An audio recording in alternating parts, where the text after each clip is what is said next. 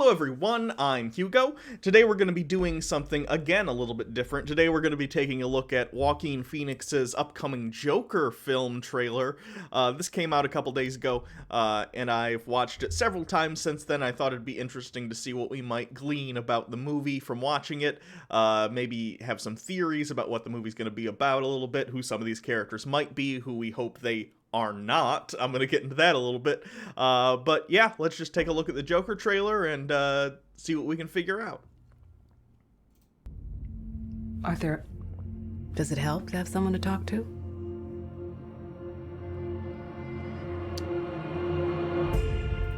So there, of course, we have Joaquin Phoenix, seems to be talking to some sort of therapist, I'm assuming at Arkham Asylum. As we see later in the trailer, he makes his way there. I don't know if it's going to turn out that perhaps this version of the Joker worked at Arkham previously, or if he's just receiving some sort of outpatient care there, but interesting nonetheless. My mother always tells me to smile and put on a happy face. We see the Joker before he is the Joker here, washing his mother in the bath, which is a little creepy. I'm assuming we're going to have, not entirely, I think he'll have a loving relationship with his mother, but it wouldn't surprise me if in this he has a little bit of a Norman Bates-esque thing going on where there's sort of a creepy, they're a little too close. We see later in the trailer they're dancing together. I could be reading too far into that. It could be more of a take on just the Killing Joke, in that the Joker has had many origins and sometimes no origin at all over the years, but his most famous is most definitely the Killing Joke, and in that he has a wife whom he loves very much, who gets pregnant and dies very unexpectedly. I'm assuming this might be a play off of that a little bit, but instead of a wife, we're going to get a mother who is perhaps sickly or something. I don't know if that has as much of an impact as like a wife and unborn child dying, but it'll be interesting to see what they do with this. She told me I had a purpose. Here we see the Joker writing some jokes for presumably his stand-up routine. In the Joker's earliest incarnation, his origin story was that he was essentially a failed comedian who got so fed up he decided to become the Joker. So they're clearly taking at least a little bit of that here, because we see him not only in this trailer watching some stand-up comedy, but of course writing it here. And some of the jokes are interesting. I can't make out all of them, but one of them is, why are poor people so confused? Because they don't have any sense. Sense as in change. So that's a pretty bad joke. He's not a very good comedian. And then at the bottom, the ominous one is, the worst part about having a mental illness is people expect you to act as if you don't, with a little smiley face in the don't. So we see the ominous sort of mental illness of the Joker already taking shape. He's already kind of a disturbed individual before he actually takes that plunge over the edge. Talk to? My mother always tells me to smile and put on a happy face. She told me I had a purpose: to bring laughter and joy to the world.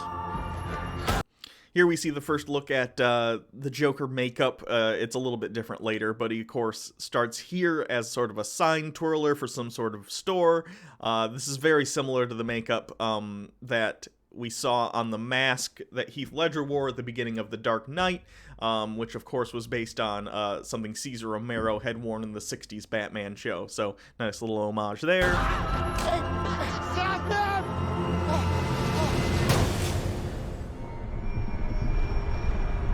Is it just me? Or is it getting crazier out there? I really like this shot in particular. It almost has a horror movie vibe, and I think that this transformation of this character into the Joker that we all know, I don't want to call it body horror, I'd call it more mind horror. in the same way that, like, The Fly or Videodrome has these horrifying implications about, like, can you imagine if your body went through this, or if this thing was happening to your body and all your teeth were falling out and, all that stuff. This seems to me like it could be mind horror, in that we're all, I mean, this is alluded to in The Dark Knight a little bit, and I don't want them to do just another, like, Dark Knight thing, but this is also prevalent in, like, The Killing Joke. The idea of this one bad day, the idea that everyone is one bad day away from completely losing it and becoming insane. Now, I don't think that's necessarily true in real life. I think people are a little more resilient than that, and people go through trauma, and it can be, of course, traumatizing. That's why the word exists, but the idea that someone can just snap and become this monster is an interesting, horrifying concept. The idea that something can happen completely out of your control and you completely lose touch with reality. So I'm hoping that's what they're going for, and it seems like the tone that they're setting. I think a lot of people have said something along the lines of, this looks like Taxi Driver, but with the Joker. I don't know if I'd go that far, but I do see what they're getting at. It seems very character-driven. It seems down at street level. This is just a guy that Gotham, the indifference of Gotham, has birthed. Like, he's been shit on his whole life by this city that does not care, and it transforms him into this monster that fights back against the city. It's scary in sort of a nothing matters, nihilistic sort of way. So it'll be interesting to see them go this route. Smile, though your heart is aching. There we have, of course, the Joker dancing with his mother, who is probably going to die in the movie. And here we have the song Smile. This is interesting because not only, of course, is it just like a, of course you pick a song like this, it's the Joker. We see later in the trailer, he's getting kicked out of like a Wayne museum or something, and they're showing, or on exhibit is stuff in regard to the film Modern Times by Charlie Chaplin. And if you aren't familiar with that film, it's a classic silent film by Charlie Chaplin in which he plays a modern factory worker, of course modern for the time it came out, and it's a comedy, but over the course of the movie, he works in this factory, he's like force-fed through a machine, there's machinery going through, and this is, of course, when automation was in its infancy, so all this stuff was very scary and new to the populace, so, like, they had sort of the I Love Lucy things coming down a conveyor belt too fast for him to be able to do bits, and an instrumental version of this song, Smile, was played during the movie in the very last scene, in which the tramp, Charlie Chaplin's character, and his love interest are sort of down on their luck, out by the side of the road, and she says, things are so terrible, what are we even going to do? And the lesson is essentially, no matter how many times we get knocked down, we have to get back up and smile and work through it. And I assume that's going to, in sort of a dark, twisted way, play into the themes of this movie. I think the Joker, based on what we see in the trailer, is going to be beaten down by the people of Gotham, the indifference of people unwilling to help him in his terrible situation that he and his mother, I presume, are going to be in, the people who beat him up, the crime, whatever. This indifference, he gets to a rock bottom level, at which point something will happen. Maybe even he sees the scene from Modern Times and he just snaps, I don't know, and takes the message of, we need to get up, but he of course takes this in a very dark way and decides to become this horrifying monster. It would be interesting. I wouldn't be shocked if we see some scenes, or at least one scene, that final scene from Modern Times in the movie. Smile, even.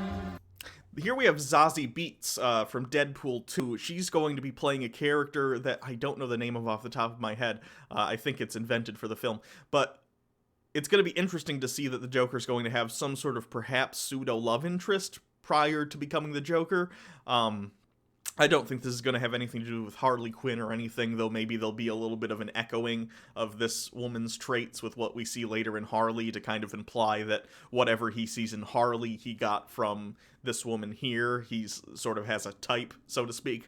I could be wrong, but that could be sort of interesting to play into, though this is, of course, a movie that is standalone on its own, and it has no mention of Harley Quinn, I'd imagine. The director has already said this is a movie sort of in a what-if universe. This has no tie to the DCEU, and it's not going to have any sequels, which makes me very excited for this movie, because I haven't enjoyed the DCEU very much, and I think this smaller, more personal story looks much more interesting than anything they've come out with so far. Though it's breaking when there are clouds in the sky. There we saw the Joker in an elevator in Arkham with a crazy individual. I like that look at Arkham. It doesn't look too gothic to the point that it looks fictional, but it looks imposing nonetheless. You'll get by. What? If you smile. Here we see a comedy club. Looks like it says Pogo's on the wall.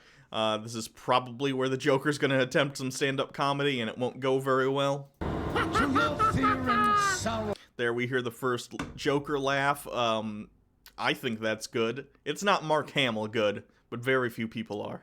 Oh, smile, and maybe tomorrow.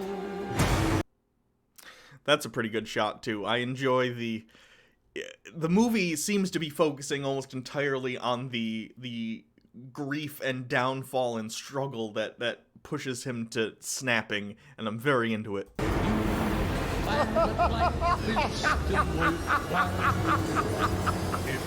What's so funny? Freak?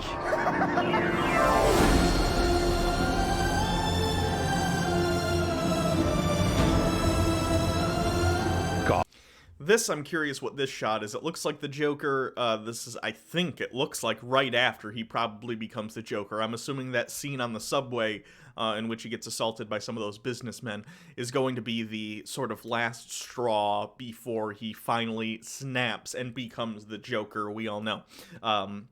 I'm assuming by that point in the movie, his mother will probably have died. Perhaps the woman we saw earlier who he's going to have some sort of relationship with, even if it's not romantic as far as she's concerned. That'd actually be an interesting take. He thinks he's involved in some sort of romantic, flirty relationship with this woman.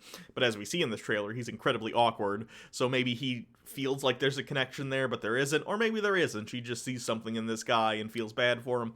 Who knows? But it seems in this scene he's very much the Joker. He's in some sort of dark, almost looks like a public bathroom or basement sort of area. At this point, I'd assume he has done something to someone that is very violent and awful, and he is finding catharsis in that act, and where his psychosis takes shape.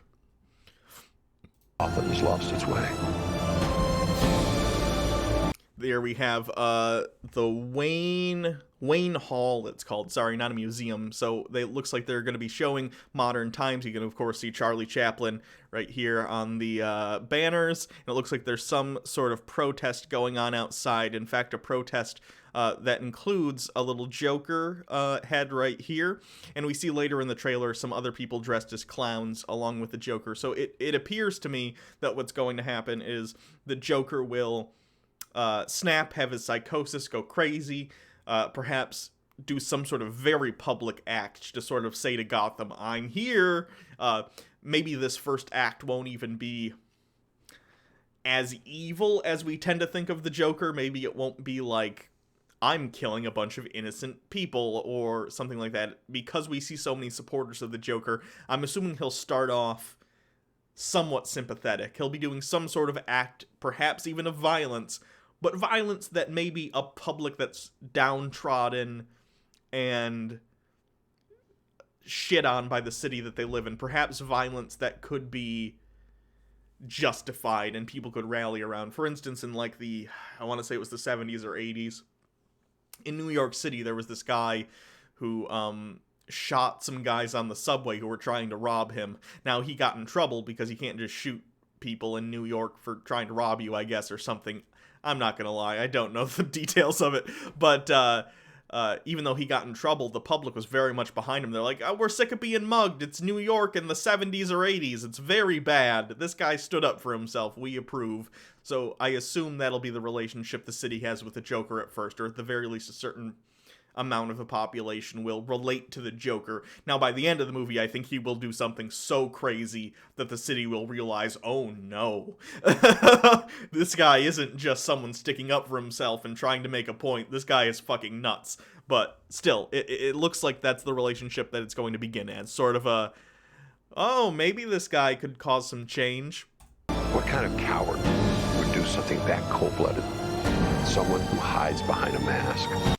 There we saw Thomas Wayne, Bruce Wayne's father, who was alive in this because this is prior to his murder and Martha Wayne's murder. Martha! Yeah. Batman v Superman.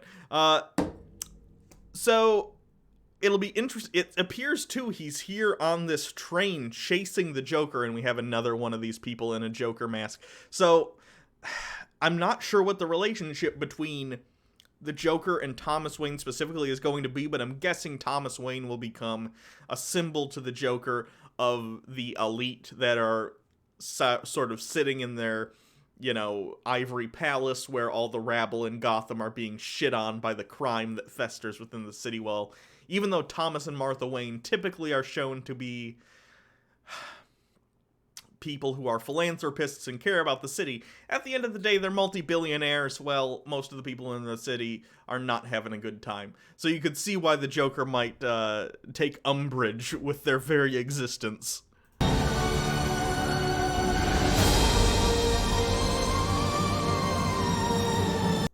The Joker walking and trying to sort of cheer someone up while wearing a clown nose feels very Patch Adams to me, and yes, that is partially because of the nose, but I actually like that that scene alone might be something you could see in some sort of indie trite drama, where it's like someone trying to cheer someone up. This concerns me. I'm hoping this is just some random kid. Nothing scares me more than the thought that there's going to be some dumb scene in this movie in which the Joker runs into young Bruce Wayne and has some sort of interaction with him. So I'm hoping this kid isn't Bruce Wayne.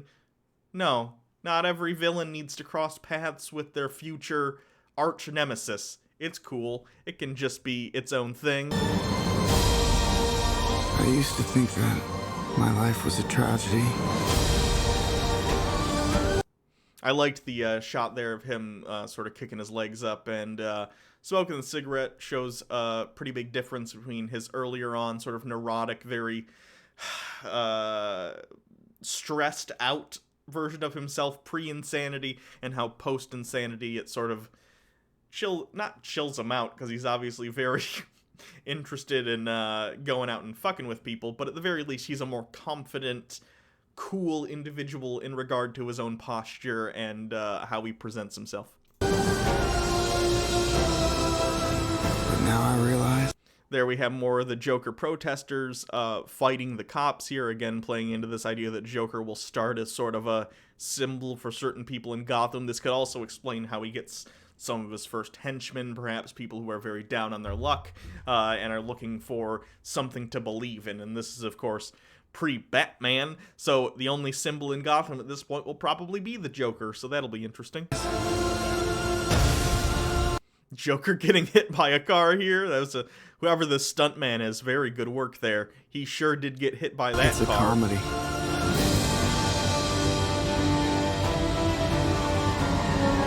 First look at the Joker's full attire. We have, instead of sort of a... I was a little afraid that they're going to go too leaning into Heath Ledger. Of course, they're going to ignore Jared Leto's Joker, because no one fucking liked that. But aside from the hair, the rest is different enough, I think. The suit jacket isn't purple or anything, it's a red. The vest is sort of a yellow, which sort of ties into more classic Joker. I like what we got going on here. It looks sort of crime boss Joker, but also just crazy Joker, which I think is a good mix. I like when the Joker is sane enough to have a criminal organization and sort of, like, be in charge, but also he's crazy enough that he could kill anyone in his organization at any time, if that sort of balance makes sense.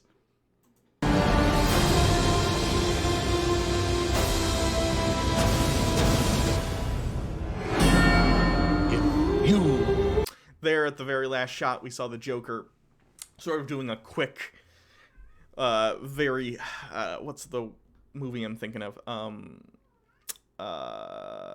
Singing in the Rain. I would call it a very Singing in the Rain dance number down those steps. If I were directing this movie, which I'm glad I'm not a director because I would do a terrible job and everyone would hate it, I would literally have a scene in which we, maybe after Joker commits some sort of terrible crime, not a song number, but a little dance number, just to show how insane he is, and maybe it's like oddly choreographed as to imply he's just insane, and that's not actually happening, but I don't know. I think another scene that'll probably happen in the movie is the Joker will commit some sort of atrocity, perhaps the one at the end of the film that cements his, like, legacy in Gotham as this horrible terrorist.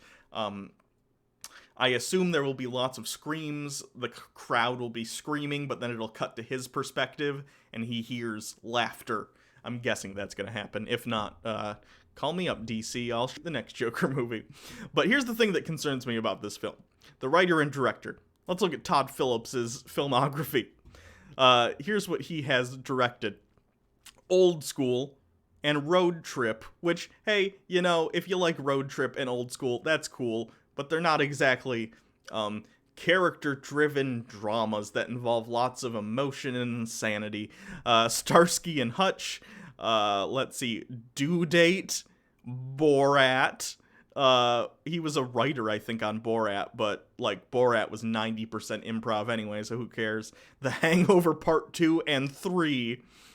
Yeah, his credits as of yet do not inspire a ton of confidence in me, but God, I just want this movie to be good. I really do. And then we have Scott Silver, the screenwriter, who has written Requiem for a Dream, which I like Requiem for a Dream, but it's sort of reefer madness for a modern audience. You know what I mean? It's very like, if you do the drugs. In fairness, they are talking about heroin and stuff in that movie. Don't do heroin. 8 Mile, which is alright, but it's 8 Mile. X-Men Origins Wolverine he wrote, which is not a good movie, and also a superhero film, though a very different one. Joker, I'd rather be like the screenwriter behind Logan, not X-Men Origins Wolverine. So I guess that's it. I don't know. I'm hoping the movie will be good. What I'm seeing in the trailer, at the very least, lends some confidence, but it's not like we've seen what the plot's gonna be or most of the dialogue, so it could just be shit. But if it is shit, whoever at the trailer house pulled this together, pretty good trailer at the very least. So even if the movie sucks, we'll always have the trailer. Just like Suicide Squad. Just pretend the movie doesn't exist and go watch that trailer again. Good trailer. So I guess that's it. I guess that's it, and I'll be back tomorrow to do the next Who Cares, and then anything else? No, I think that's it. Who Cares, and then the next video I do will probably be the next Jordan Peele Twilight Zone episode review, and then after that, who knows? And of course, when Joker comes out, I'll see it and do a review. So until next time, I'm Hugo. See you guys next time.